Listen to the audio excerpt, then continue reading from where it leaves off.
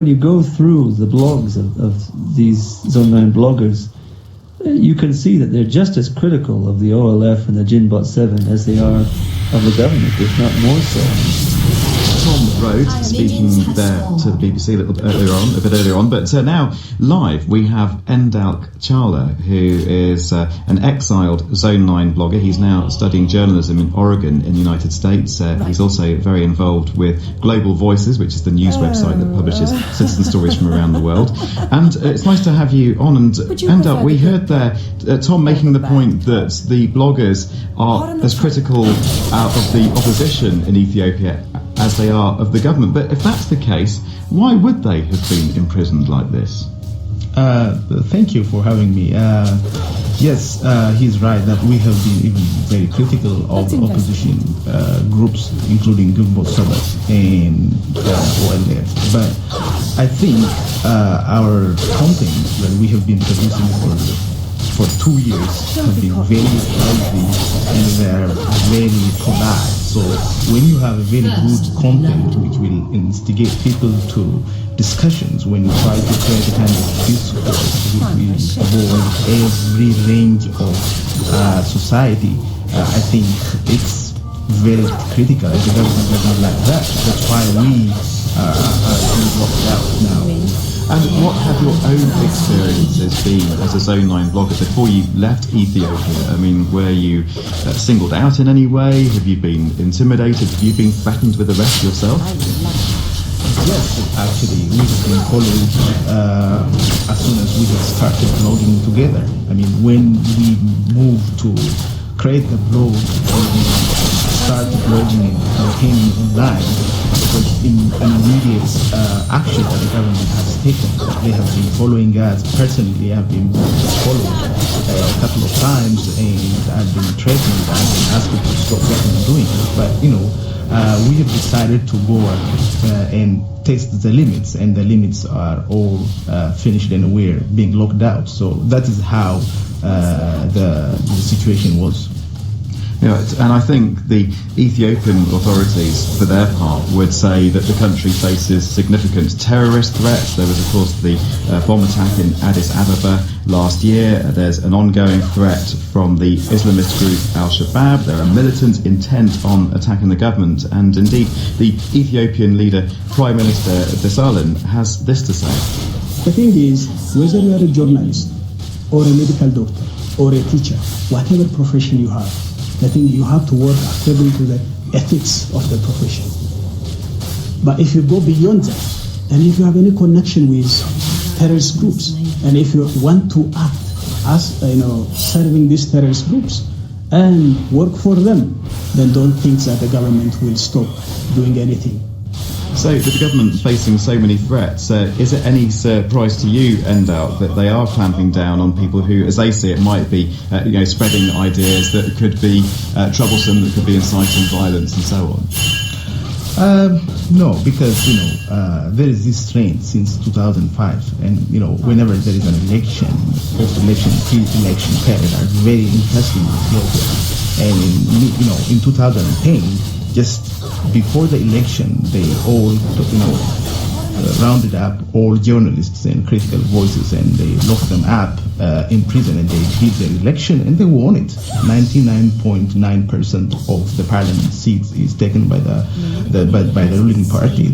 And now in May there is an election coming up, so they need to make clear the spectrum with these critical voices. So they have driven, even in the past 3-4 months, they have driven more than 15 journalists out of the country after they have locked up my colleagues. So they're still threatening to lock up other critical journalists. So I think there is this trend in Ethiopia that whenever there is an election, they're trying to avoid every critical voice so that they can win the election without, having any trouble. Bill Thompson.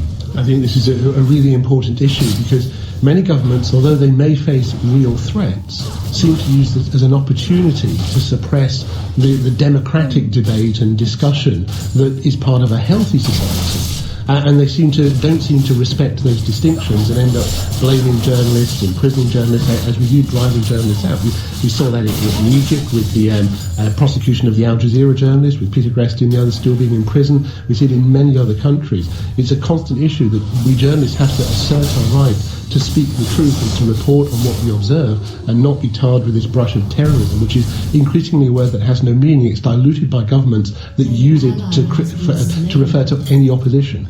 And Endal, finally, were you to go back to Ethiopia, do you think you'd be arrested?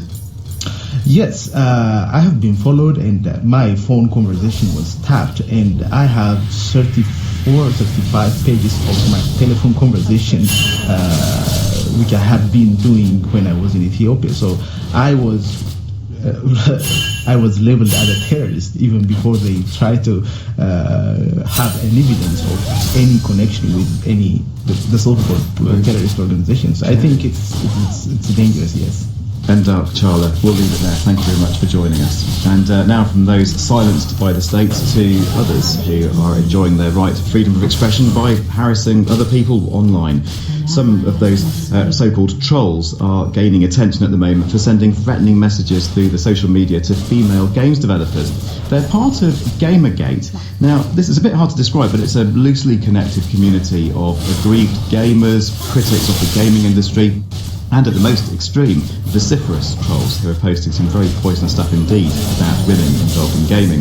The social media and search engines give a platform for these people's outpourings. But more than that, says one journalist, these service providers are unwittingly amplifying the problem. That's what technology reporter Natasha Lomas argues in a lengthy post just published on the influential technology news website TechCrunch. And I've just been speaking to Natasha. There are multiple things to think about. I mean, the author suggests one is an obvious kind of problem. You know, on Google, you search and there'll be an auto-suggest recommendation. It might come up with negative sentiment. I mean, that would be a very trivial thing that Google could tweak its algorithms to avoid certain keywords or something. The question there is Google probably doesn't want to do that. Other sort of technology solutions which you could target on a platform like Twitter would be to give the users far more granular control. So if you're a verified user, you can actually change when you look at direct app mentions that are going to you. You could choose to look at only people who are verified or only people who you directly follow. So you can filter your stream already. They don't offer that to the average user. So often the reason it's not so much that you necessarily need extremely fancy new technology. It's a case of building in, sensitive features that do support users. I suppose that doesn't make the trolling go away, and the other issue is that it might also block out people who are using all these platforms to spread positive messages or, irresponsible social activism. You have to trust your users. You're giving them the tools to control, their own online experience. I don't think that's a bad thing. I mean, there are ways to do this where you could build in sort of safeguards against that. I mean, Twitter, for instance, could allow somebody to choose to opt in not to have any tweets from accounts that are less than 30 days old, for instance, which would stop a lot of trolls. They get blocked, so they have to make a new account so that they can control you again. So that would sort of filter that out. It's always a balance, obviously, and no one wants to block free speech, but I do think it's important to make a distinction between, an individual's free speech versus this idea of orchestrated harassment campaigns. There is something very different when you mobilise en masse versus one opinion, and it's identifying these mass movements, and that is actually where algorithms can be useful. Twitter, for instance, again, does something interesting already in that sometimes if you tweet something, you get a notification saying your tweet is getting more retweets than usual. So, Twitter can identify particular things like velocity and activity. So they could, for instance, identify you're getting a lot more tweets than usual coming at you. They could then do sentiment analysis of the tweets and say, you're getting a lot more negative tweets than usual. Do you want us to filter these for the next 2 hours? There are things they could build in that would at least give users some way of kind of responding when they are being harassed. Natasha Lomas on a not brilliant line there, so apologies for the sound quality. But Bill, does she have a point? Oh, absolutely. I think there isn't an easy solution. And the question is one of putting tools in people's hands that they can use when they feel they need to filter the stream, when they need to not see parts of the conversation, essentially to allow us to do online the things we do in the real world by choosing where we walk or what we look at, those sorts of things. it's not a solution to the bigger problem. Things like Gamergate identifying real social issues, there needs to be something there. But it is a method of allowing individuals who might be affected, who might be feeling the pressure, to do something to relieve that pressure. It won't stop people saying nasty things, it will keep them away. And at the moment, as Natasha pointed out, the algorithms make it worse, not better. They could make it a bit better, possibly. Okay, Bill, thank you. This is Click from the BBC in London. I'm Gareth Mitchell here with Bill Thompson as well. So we were just talking about possible algorithms that could ameliorate some of the problems that we've heard about there with trolling. And over in New Zealand, other software is automatically seeking out Maori voices. So the idea is you just upload some audio, which could be hours of radio broadcasting, and then the software will go through it and identify Maori speech automatically from other speech in other languages. This system for sifting out indigenous voices was actually first created to identify the calls of indigenous birds. Well, our New Zealand reporter Simon Morton has been finding out more from Ed Abraham of the research firm Dragonfly Science. We've been working on algorithms that training the computer to listen to that audio and pick out those bird calls, in particular kiwi calls. It allows us to identify the sections of the audio where the kiwis are calling, and then we can go and extract those bits and listen to those and confirm it. And why is it important to know how many kiwis are there? We have reintroduced the population, and there's a lot of work going on to maintain them, and so it's really important to know whether that's successful or not. The same technology being used to count kiwis is now being used to measure this. We were doing the work with the kiwi, and we're approached by the Maori language broadcaster who fund Maori language on New Zealand radio, and they had heard about kiwi work, and they wondered if we could help them out with identifying Maori language. So they're funding Maori language on New Zealand radio and television, and then their challenge is to understand how much has been spoken. The Māori Language Broadcasting Agency in New Zealand, Te Mangai Pāhoa, spend more than $50 million a year on the promotion of Māori language content. The challenge is to then count how many hours of Māori are actually spoken on air. The way it operates at the moment is that the radio stations have to fill out a schedule. So they tell the broadcaster, they say, right, in this block between 10 a.m. and 10:30 we're speaking in te reo. And then someone will go to that section of the recording and they'll verify that Māori has been spoken in that section. And that's a burden as well, because the radio station is having to fill out a schedule, and they're having to speak their Māori language in blocks. Whereas naturally they'd like to be able to flip in and out. Okay, how are you today? Welcome along to your number one drive time show. Ko tingo o te raka waia te ko sun goes down, man. You're not doing good inside. Ed Abraham and his team at Dragonfly Science have adapted the algorithm used to count an endangered kiwi bird to recognise the Māori language. That's right. So it's a very generic algorithm. Essentially, it's called a neural network, and specifically a recurrent neural network. You give it samples of different kinds of audio that you've already tagged, so you're telling it this is Māori, this is English, this is music, and then it's able to identify the features in that audio that's characteristic for each of those different recordings. The neural network runs on a standard laptop. Here's Ed showing me how it works. Yeah, so what you see is there's a dot which is indicating which languages have been spoken, and now it's showing that there's music playing, and now it's identified that it's Māori. And then the speaker switches to English, and then it's changed. It's recognised that now the language has switched and English has been spoken. And it's like a Pong screen. That's right. Three different positions there. When the music was on, it was red, it was down in that neutral in the middle position, and then the Te Reo Māori was spoken, and it went greeny blue and headed over to the right. And then when English was spoken, it went to the left-hand side. Yeah, now the interesting thing about the recurrent neural network is it's able to respond in real time, essentially, to that audio as it comes along. So it's not, it hasn't got a fixed idea, it's able to change its mind. So the system can learn and adapt in real time. But is it any more efficient than a human? It's running in real time. So you could put a station into it, get it. So yeah, it's giving you a massive increase in performance compared with having a person sitting there listening. Or 1,500 hours of content into 1 hour. Yeah, that's right. As well as measuring how much of the Māori language is spoken today in the New Zealand media, Ed hopes it could be used to discover the use of Māori in the past. Yeah, really interested in whether that will be possible, and to run it over New Zealand archives and look for Māori audio that might not have been found before. There's a lot of uncategorised recordings, and it'll be a case of having the computer listen through them all, pick out those little nuggets of Māori language. Ed Abraham, and he was speaking there to Simon Morton in New Zealand. And I suppose, Bill, whether it's Kiwi calls or like Maori speech buried within lots of other audio, at the end of the day, it's data, isn't it? It is, and I think there are so many interesting elements this have come together. The use of the neural network to identify the language, which means the system learns over time and gets better, but also means you're not building something which is specific to one particular language. You can build it. So the Endangered Languages Project tells us there are 3,233 different languages in the world, and this system would work for all of them. So you could easily imagine it becoming much more advanced in that way. The idea about going through the archive, that you can actually start to listen to historic recordings and start to do something similar to what Google have done with Google Ngrams, where they've analysed all the books they've scanned, so you can look for the use of words throughout history. All those things become possible.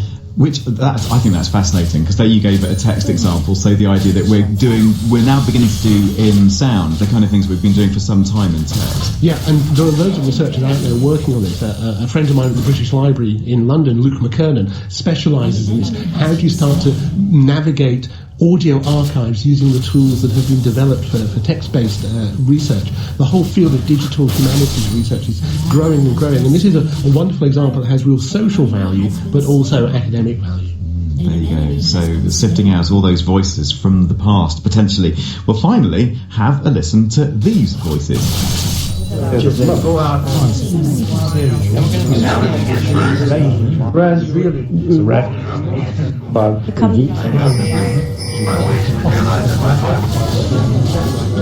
there's a scorpion. Or 1,000 times more probably. Yeah, what is that? They strain it. Only enjoyment. Next 25 years. So, is that a highly crafted avant-garde radio feature? Well, no, actually, that's from an app. And this accompanies a new gallery that's about to open at London's Science Museum. The Information Age Gallery presents the history of 200 years of electronic communication. And visitors, instead of just picking up a guidebook or an audio tour, they can explore aspects of the exhibition using their phones. So the idea is you point your handset at some of the elaborate light fittings that you can see above your head, and then you hear voices like those that we've just heard. Now, some of those voices come from the great pioneers of the information society, but visitors can actually add their own voices. So why would they want to do that exactly? Well, the app is part of an installation called Fiducial Voice Beacons. The Mexican artist Rafael Lozana Hema was commissioned to develop it. Basically, the word fiducial means referential or reference. It's a word that is quite used in augmented reality circles to refer to like this icon or this pattern which has a known location in the physical world that helps the app or the software or the developer match the real world and the virtual world. Then Voice Beacon just refers to the actual light fixtures which store the recordings of voices of participants.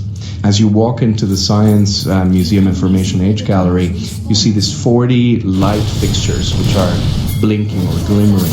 Each one of those light fixtures actually has the voice recording of somebody who participated in the past. If you download a free smartphone app, you can actually use that as a remote control to just not listen to the recordings themselves, but also to record your own. So ultimately what I'm trying to do is to overlap the real world and the virtual world to make something as intimate as, sort of our relationship with a cell phone, which is always you're looking at it, you're sort of closed up to the rest of the world around you, and visualize that, make it tangible in a larger scale throughout the Science Museum Gallery. Now, you've said in the past that what you quite like about the way we interview you is that we also ask you about the technology and not just the art. We want to know about the coding, we want to know how it's all connected, the wireless aspects and so on. Let us into the technology and the head scratching and the development and the geekiness that has gone into this. there's three main sort of categories of it. On the one hand, you have smartphone technology. So smartphones have compasses, they have accelerometers, gyroscopes that help the computer or the smartphone know where you are located, how you're orienting your phone, and so on. So there's a 3D rendering of that sort of science museum space. But that 3D is actually receiving information from the main server, so that the light fixtures that are in the virtual world are actually behaving exactly like the ones in the physical world. And as you touch one of these light fixtures in the 3D world, the one in the real world reacts as well. So there's that kind of smartphone technology. Then you have another element, which is the database. So we have thousands of different recordings which get flagged and get rated, and then they get presented to the people into the future. And that's just like client-server kind of technology. And then finally, there's the fixtures themselves, which are basically custom-made hardware beacons made with 15 high-power LEDs